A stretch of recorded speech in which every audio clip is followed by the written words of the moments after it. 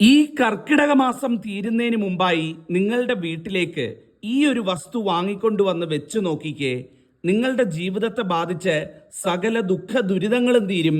നിങ്ങളുടെ ജീവിതത്തിലേക്ക് ഐശ്വര്യവും സമ്പൽ സമൃദ്ധിയും കടന്നു വരുന്നതായിരിക്കും.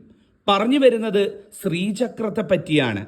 ശ്രീചക്രത്തെ ഉപാസിക്കുന്നവർക്ക് സർവ്വ ഐശ്വര്യവും വന്നു ചേരും എന്നാണ് പ്രമാണം. ആദിപരാശക്തിയുടെ 10 രൂപങ്ങളായ ദശമഹാവിദ്യമാർ ഒന്നിക്കുന്ന സംഗമ സ്ഥാനമാണ് ശ്രീചക്രം എന്ന് പറയുന്നത്. ഈ ശ്രീചക്രം സ്വന്തമാക്കാൻ നമ്മുടെ വീട്ടിൽ കൊണ്ടുവന്ന് വെക്കാൻ ഏറ്റവും ഉചിതമായ സമയമാണ് ഈ പുണ്യ കർക്കിടക മാസം എന്ന് പറയുന്നത്.